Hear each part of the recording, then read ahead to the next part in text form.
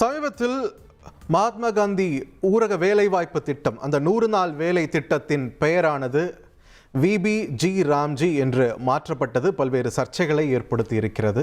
இந்த நிலையில் இந்த 100 நாள் வேலை திட்டத்தின் பெயர் மாற்றம் குறித்து எதிர்க்கட்சித் தலைவர் இபிஎஸ்க்கு முதலமைச்சர் மு.க.ஸ்டாலின் பல்வேறு கேள்விகளை எழுப்பியிருக்கிறார். இது தொடர்பான முக்கிய செய்தியை நாம் பார்த்து வருகிறோம். கூடுதல் விவரங்களோடு இணைகிறார் எமது செய்தியாளர் ரமேஷ்.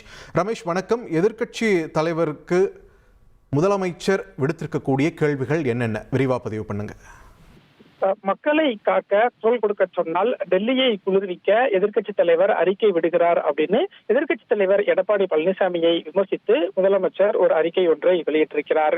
அதாவது இந்த 100 நாள் வேலை திட்டம் மகாத்மா காந்தி பெயரை மாற்றியதில் அதிமுகவின் நிலைப்பாடு என்ன அப்படின்னு நேற்றைக்கு முதலமைச்சர் மு.க.ஸ்டாலின் ஒரு கேள்வியை எழுப்பியிருந்தார். இந்த சூழல்ல இப்போது முதலமைச்சர் வெளியிட்டிருக்கக்கூடிய சமூக வலைதள பதிவுல நாம் தட்டி எழுப்பிய பிறகுதான் அதிமுக பொதுச் செயலாளர் எடப்பாடி பழனிசாமி 100 நாள் வேலை திட்டத்தில் மகாத்மா காந்தி பெயரை மாற்றியதை கைவிட வேண்டும் அப்படின்னு பட்டும் படாமல் தொட்டும் தொடாமல் தனது ஸ்டைல்ல அழுத்தம் கொடுத்திருக்கிறார் அப்படின்னு எதிர்க்கட்சி தலைவரை முதலமைச்சர் விமர்சிச்சிருக்கிறார். அதே மாதிரி இந்த 100 நாள் வேலை திட்டம் 125 நாளாக உயரப் போவதாக ஒரு பொய்யையும் எதிர்க்கட்சி தலைவர் சொல்லியிருக்கிறார் அப்படின்னு அந்த அறிக்கையில முதலமைச்சர் சொல்லியிருக்கிறார்.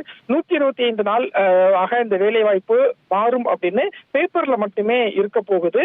அதை சுட்டிக்காட்டிய பிறகும் எதிர்க்கட்சி தலைவருக்கு அது புரியவில்லையா அப்படின்னு முதலமைச்சர் கேள்வி எழுப்பியிருப்பதை பார்க்க முடிகிறது. மக்கள் தொகை கட்டுப்பாட்டுல சாதனை படைத்ததற்காக தொகுதி மறுவரையறை அப்படிங்கிற பெயர்ல தமிழகத்தின் தொகுதியை குறைக்க பார்ப்பது போலவே வறுமை ஒழிப்புல நாட்டிலேயே முதலிடத்தை பிடித்திருக்கக்கூடிய தமிழ்நாட்டிலே தண்டனையாக தமிழ்நாட்டுக்கான வேலை நாட்களை குறைக்க பார்க்கிறார்கள் அப்படின்னு அந்த அறிக்கையில முதலமைச்சர் சுட்டிக்காட்டியிருப்பதை பார்க்க முடிகிறது.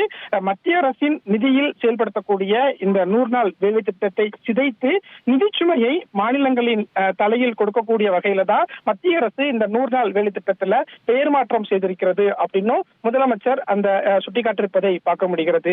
அதே மாதிரி தனது ஓனர் பாஜக செய்வது சரி என்றால் துணிச்சலாக இந்த பெயர் மாற்றத்தை எதிர்க்கட்சி தலைவர் வரவேற்க வேண்டியதானே அப்படின்னும் முதலமைச்சர் அந்த அறிக்கையின் மூலமாக கேள்வி எழுப்பியிருக்கிறார்.